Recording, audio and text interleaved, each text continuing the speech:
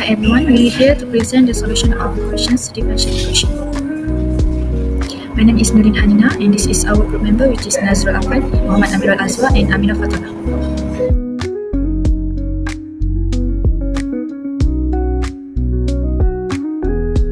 So based on the question, let's move on to the first part, which is the derivation of solution to the second order ordinary differential equation of the Cordova. We begin with step 1, where we define the system. Let M be the mass, K the spin constant, C the damping coefficient, and xt the displacement from the equilibrium. Next, in step 2, we identify three forces. For the first one, spring force, second damping force, and the initial force. Then in step 3, applying Newton's second law, we set the total force to the zero. Next, let's move on to the step 4. We divide through by M to simplify the equations, and let's define 2 gamma equal to C over M, and omega naught square equal to K over M. And last, we will get our second order ODE model of the Cordova system. I will begin with question number 1, which illustrates the behavior of spring mass system undergoing free vibration without damping. So this system is modeled using the standard second order differential equation for undergoing vibration. The displacement as a function of time is given by xt equal to a cos omega t plus b sin omega t. Given the spring constant K is 1700 Newton per meter and mass m 1500 kg. We calculate the natural angular frequency. As you can see, omega equal to zk over m. So the number I get is 3.367 radian per second. So we assume an initial displacement of 0.1 meter and initial velocity of 0 meter per second.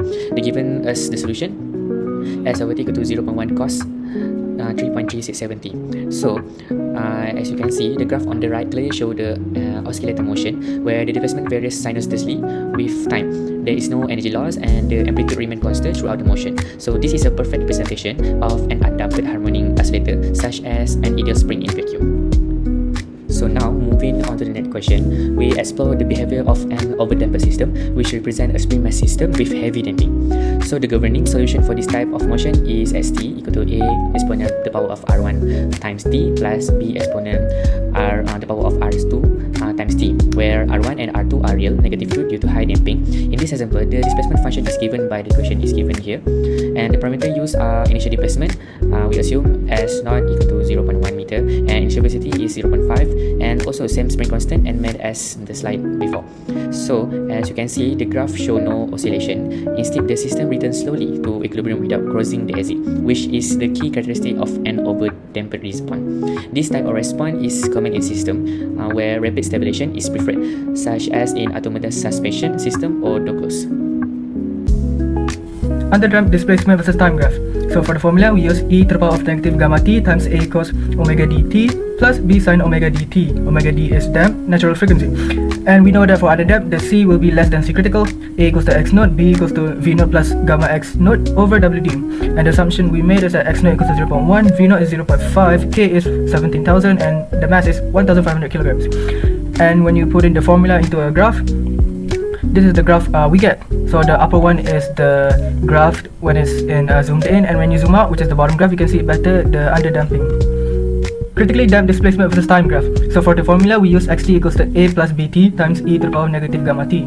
This time b equals to v naught plus gamma x naught, and the critically damped, the c will be equals to c critical. Other than that, we made using the same assumption, and for the graph we get here, the top one is the critically damped graph, and when for the bottom one is the same graph, but when we zoom out we can see it better, the critically damped.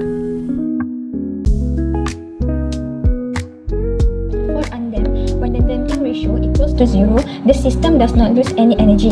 Thus, it continues to oscillate indefinitely with a constant amplitude A. The graph achieved is a pure constant wave that does not decay over time. For overdamped, if the damping is too strong, the system becomes overdamped, which means the damping ratio is larger than 1. There are no oscillations, but the return to equilibrium is low. The graph shows a curve that returns to 0 without any oscillation. For the underdamped occurs when the damping ratio is bigger than 0 but less than 1. The system still oscillates, but the amplitude gradually decreases over time due to energy loss, usually from friction or air resistance. The graph appeared to be sine wave with an exponential decaying, thus the oscillations become smaller and eventually disappear. Critically damped happens when the damping ratio is equal to 1. The system does not oscillate at all and straight into equilibrium position. The graph is steeply falling curve that does not cross the equilibrium line. That's all from us. Thank you.